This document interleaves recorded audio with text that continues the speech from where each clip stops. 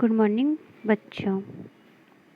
Class 10th 11 chapter स्वदेशम कथम रक्ष्यम। तो आज हम इस चैप्टर में पढ़ेंगे कि किस प्रकार से महाराणा प्रताप के पास सुख सुविधा नहीं होने के बावजूद उन्होंने ये दृढ़ निश्चय रखा कि मैं अपने मातृभूमि की रक्षा अवश्य ही करूँगा। और भामाशाह ने अपनी संपूर्ण धन संपदा महाराणा प्रताप को देकर उनको विजयी बनाया। इयम् एकांकीय डॉक्टर नारायण शास्त्री कांकरेण विरचित अस्ति। यह एकांकीय डॉक्टर नारायण शास्त्री कांकर द्वारा रचित है। अस्य महोदयस्य जन्म जयपुर नगरे अभवत्। इन महोदय का जन्म जयपुर नगर में हुआ है। अनेन संस्कृत भाषायाम् अनेका एकांकय लिखिताः। इनके द्वारा संस्कृत भाषा में अनेक एकांकीय लिखे गए हैं। तासां संकलम् एकांकीय संस्कृत नवरत्न सुषमा नामके अनेनैव विरचित ग्रंथे अस्ति। इनका संकलन एकांकीय संस्कृत नवरत्न सुषमा नामक इनके द्वारा ही लिखा गया है। अकबरेण सह युद्धं कुर्वन् धनाभावे सैन्यशक्तिभावे खिन्नो महाराणा प्रताप स्वदेशं परित्यक्त समृद्ध भवति। अकबरेण यानी अकबर के साथ सह युद्धं कुर्वन् धनाभावे, अकबर के साथ युद्ध करते हुए धनाभावे यानी धन के अभाव के कारण सैन्य शक्ति के अभाव में खिन्न यानी दुखी महाराणा प्रताप ने स्वदेश त्यागने के लिए तैयार हो गए थे। तस्मिन् अवसरे मेवाड़ मंत्री भामाशाह आगत्य स्वीक्रिया विलुप्ता धनराशि देशस्य स्वतंत्रताय प्रताप समर्पयति। तस्मिन् अवसरे इस अवसर पर मेवाड़ के मंत्री भामाशाह ने आकर अपनी विलुप्त धनराशि स्वतंत्रता के लिए महाराणा प्रताप को समर्पित कर दी थी। इत्यतस्मिन् एकांक रूपके महाराणा प्रतापस्य कर्तव्य बुद्धि। देश की स्वतंत्रता के लिए महाराणा प्रताप के एकांकीय रूपक में महाराणा प्रताप को कर्तव्य बुद्धि अपने राष्ट्र की स्वतंत्रता के लिए दृढ़ शक्ति स्वाभिमान भामाशाह की उदारता देश रक्षाए स्वसंपत्ति समर्पण, देश की रक्षा के लिए अपनी संपत्ति का समर्पण। इत्यमेव मादनम विशिष्टा गुणा वर्णिता सन्ति। समर्पण आदि इस प्रकार के गुण वर्णित हैं। मेवाड़ाधिपति महाराणा प्रताप अरण्ये स्वसहचरेण सह एकस्यां शिलायाम् उपविष्टे वर्तते।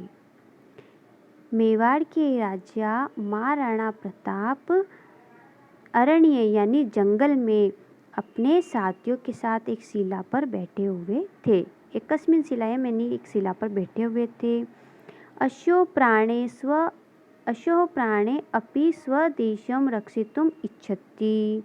वे प्राणों की बाजी लगाकर भी अपने देश की रक्षा करना चाहते थे। साधना अभावात् किमपि कर्तुम् असमर्थं न मनसि किंचित् विचार्य स्त्री। साधन के अभाव में कुछ भी करने में असमर्थ वे मन में कुछ विचार कर रहे थे। महाराणा प्रताप अपने मन में विचार करते हैं। प्रतापः मन में सोचते हैं, अरे धिक्कम मामः, अरे मुझ पर धिक्कार है। यदि अहम मातृभूमि रक्षितुं न शक्नोमि, यदि मैं मातृभूमि की रक्षा नहीं कर सकता हूँ, किमपि अत्र वासेन में प्रयोजनम, तो यहाँ रहने से क्या प्रयोजन। दीर्घ निःश्वसति और लंबी सांस लेते हैं। फिर सर्वदारः यानी उनके साथ जो सरदार था वो कहता है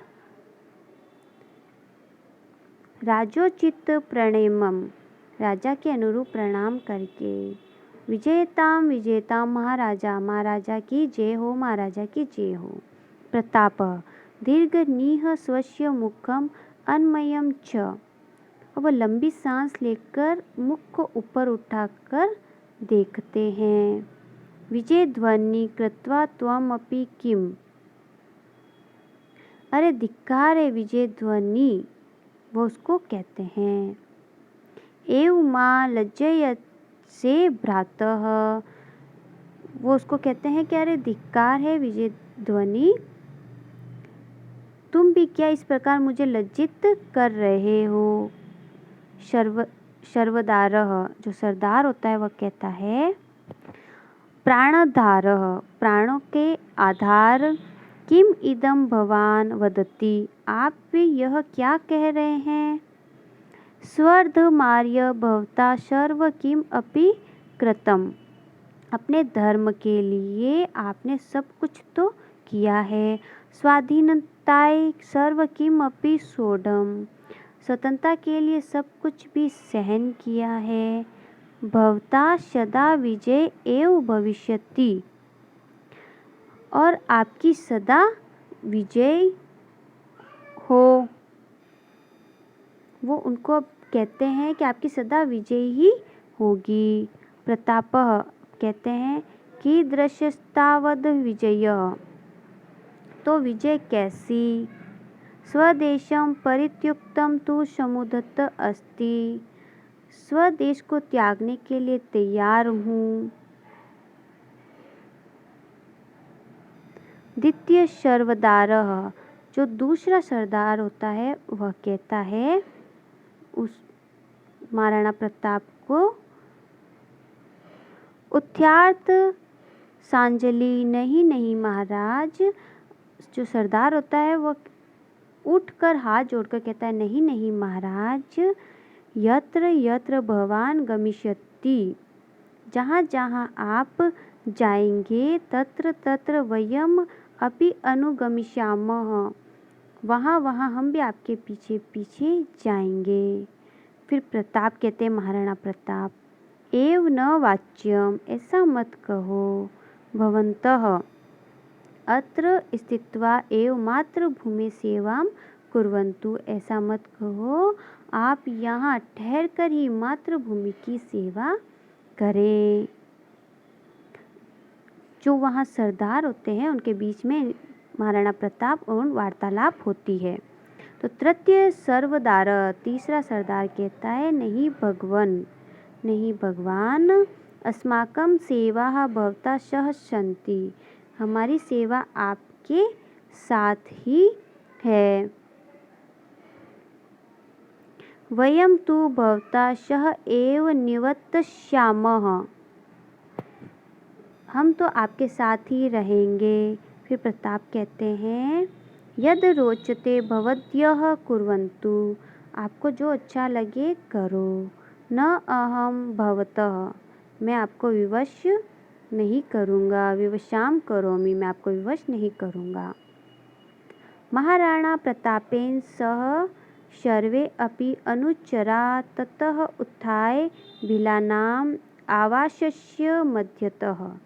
महाराणा प्रतापेन, महाराणा प्रताप के साथ सह सर्वे, यानी उनके साथ सेवक भी, अनुचरा तत् उत्थाने, वहाँ से उठकर, भीलानाम आवास्य मध्यतः, उठकर भीलों की बस्ती के बीच होकर निकलते हैं।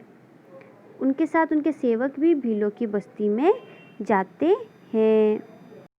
फिर प्रथम भील उनको कहता है, क्या कहता है, हाँ भगवन, हे भगवन, हाँ भगवन, अद्य कीदृशः समः आगतः, हे भगवन आप कैसे समय आ गए, आज कैसा समय आ गए। प्रतापः अपि स्वदेशः परित्य अन्यत्र प्रस्थिति अस्ति, प्रताप भी अपने देश को त्याग कर अन्यत्र प्रस्थान पर गए हैं। दूसरा भील कहता है, न जाने यस्य मेवाड़ देशस्य भाग्ये किम लिखितम् अस्ति। न जाने इस मेवाड़ देश के भाग्य में क्या लिखा है। हे दीन दयालो, हे दीन दयालु, परमेश्वरम त्वमपि अर्ध इयान निष्ठुम कथम जातः। परमेश्वर तुम भी आज इतने निष्ठुर कैसे हो गए, इतने कठोर कैसे हो गए कि हमारे मेवाड़ राज्य में क्या लिखा हुआ है। तो तीसरा भील कहता है, हाँ धिक वराकृष्य समीपे न जीवन सामग्री न च युद्ध सामग्री एव विद्यते। तीसरा भील कहता है, हाय धिक्कार है, बेचारे के पास ना तो जीवन यापन की सामग्री है, ना युद्ध करने की सामग्री है। मातृभूमि दुर्दशया स्वचक्षु कथम दृश्याम रोदिति। मातृभूमि की दुर्दशा अपनी आंखों से कैसे देखेंगे, रोता हुआ कहता है। भीलानाम पलायम श्रुत्वा, भीलों के पल्लाप को सुनकर। एक सहचर कहता है, हाँ धिक, अरे धिक्कार है, एते भीलाया, ये भील सच ही कह रहे हैं, सत्यमेव वदति, सच ही कह रहे हैं, वयम समय देशायाम धर्मायाम च न शोभनः, इस समय देश और धर्म के लिए अच्छा नहीं है। परम किम क्रियेत, लेकिन क्या किया जाए। असीम निहशार्य प्रतापायाय ददत्, तलवार को निकालकर प्रताप को देता हुआ। प्रभो स्वामी बलिम ददातु मम भवान अनेन च आत्मचक्षुषा मेवाड़ भूमि दुर्दशा दृष्टम शक्यते। एक सहचर यानी एक साथी क्या कहता है अब कि हे स्वामी, इस तलवार से मेरी बलि चढ़ा दो, अपनी आँखों से मेवाड़ भूमि की दुर्दशा नहीं देखी जाती। वह किसे कहता है, महाराणा प्रताप को। द्वितीय सहचर कहता है, जो उनके साथ दूसरा साथी होता है, सत्यम एव सांप्रतः जीवनम नरकायते, सचमुच ही अब जीवन नरक जैसा लगता है। वह एक दूसरे से बात करते हैं कि सचमुच अब जीवन नरक जैसा लगने लग गया है। भीला, अब एक भील कहता है, हाँ अस्माकम अपि जीवनेन को लाभः, हमारा भी जीने से क्या लाभ। यदि वयम देश रक्षाय न किमपि कर्तु, यदि हम देश रक्षा के लिए कुछ भी करने में समर्थ नहीं है तो तदा मरणम एव अस्माकं श्रेयस्करम, देश की रक्षा के लिए अगर कुछ भी नहीं कर सकते तो इससे तो अच्छा हमारा मरना ही बेहतर होता है। ये सब बातें महाराणा प्रताप के सामने वो एक दूसरे से करते हैं।